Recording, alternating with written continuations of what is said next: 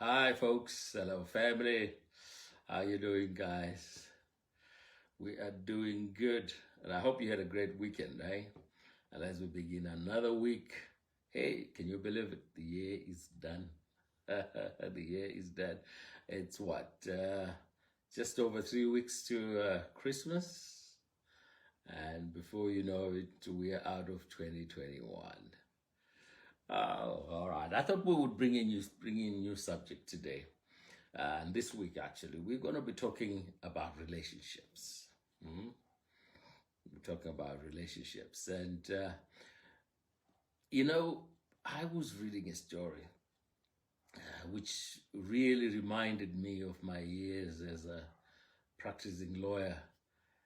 And the story is about a couple who were really at each other's throats. They were fighting, and every opportunity they would get, it was acrimony all the way. And the daughter is reported to have said years later that at some stage she actually wished that the couple would divorce because that would have reduced or removed the acrimony and the misery and the confusion associated with the never-ending fights. It got so bad that the husband actually would look forward to the business trips that he had to get away from it all, go away. And in fact, it is on one of those business trips when he was away that he sat down and thought about this whole thing and obviously burst into tears and cried and cried. And the reason was, well, he still cared for his wife and he knew she was a good person. And he knew that somewhere deep down in there, she felt the same, but for some reason, they just couldn't get it on. And he had at some stage concluded that they were so different that probably separation was the way. But he thought he would give it another try. So when he came back for his trip, he basically the following morning, he asked the lady what he would do for her to make her life better, genuinely. And of course, she was cynical about it. And what is this guy talking about? And anyway, she told him what he needed to do to make her better, and he did. And this happened over and over and over a period of time. And she obviously saw the change and opened up with him and told him how she felt, etc., etc., and he did the same. So you see, the topic for our discussion today is how to develop good relationships. And part one is good communication. So when the couple opened up to talking to each other, things changed. Because you see, all healthy relationships require good communication. Now, the relationship may be romantic, as in this case it's a marriage. It could be a business partnership. It could be a social relationship. Any relationship needs good, healthy communication.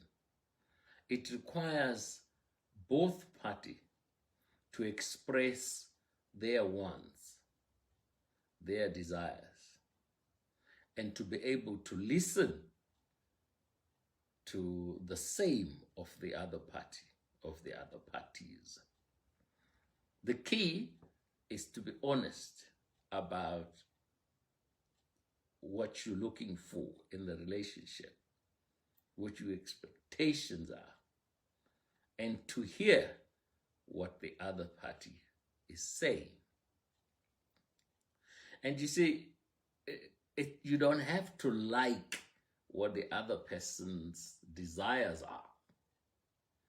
But by knowing them, you are able then to organize your life in such a way that you meet the needs or desires to the extent that you can.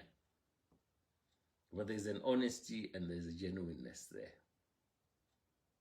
All too often, parties don't express their desires and their wishes. So it creates a vacuum. So in a situation where both parties are open about where they want to go, if it's a business, these are the goals, let's agree on this, let's differ on this. When you do that, you create a clear path where both parties walk.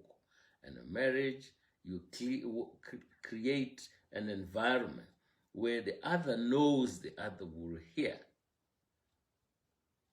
And it's not always that your desires are met, but the fact that they're expressed is the key. And it's hard work. People expect that when you have a relationship, whatever relationship, because you've signed a contract or because you've gone in for a priest and said, I do, then things are going to just come naturally. No, it doesn't happen that way. You got to work at it every day.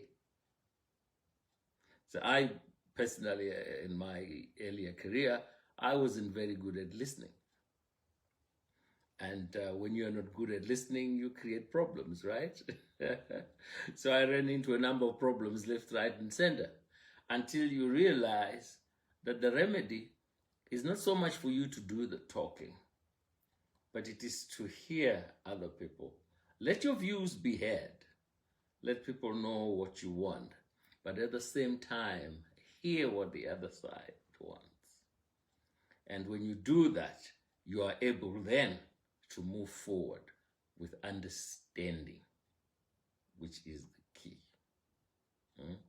And when you don't listen or when you don't express views, you make assumptions. And one of the deadliest things that destroy businesses or relationships is making assumptions. Somebody does something and you assume that they mean this and you act on it. And when you do that, what happens? Well, there's a disaster because you haven't found out exactly what it meant.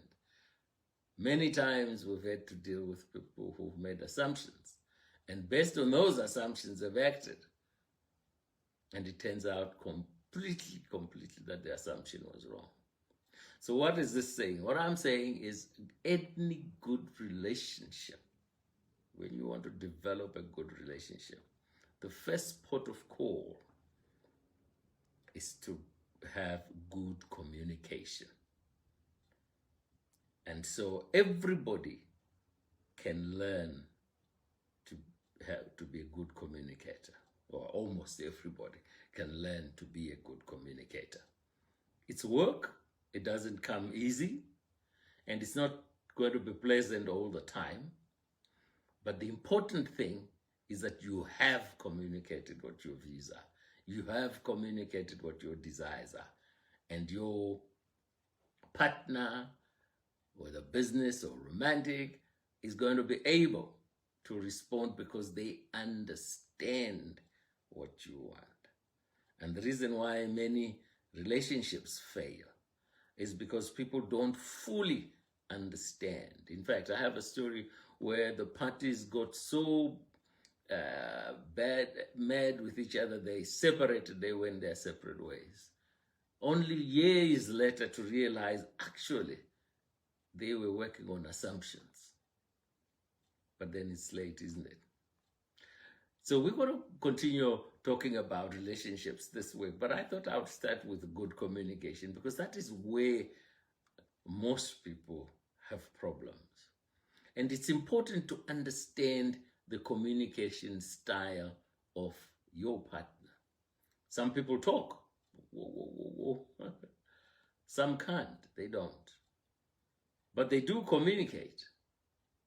And so understand the style. What is their style?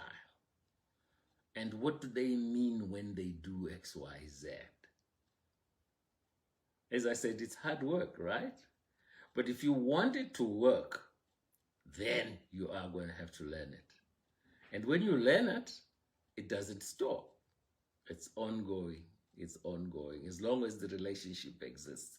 But let me tell you, if you do it well, you will reap the rewards, right? You will reap the rewards, because nothing beats a healthy relationship where communication is open, where communication is honest. Nothing beats that. And so when you want a healthy relationship, start with learning how to communicate well. All right. Okay, so we'll talk about relationship this week. Listen, let us know what part of this message resonated with you. What were your learnings here? What was your aha moment? Talk to us.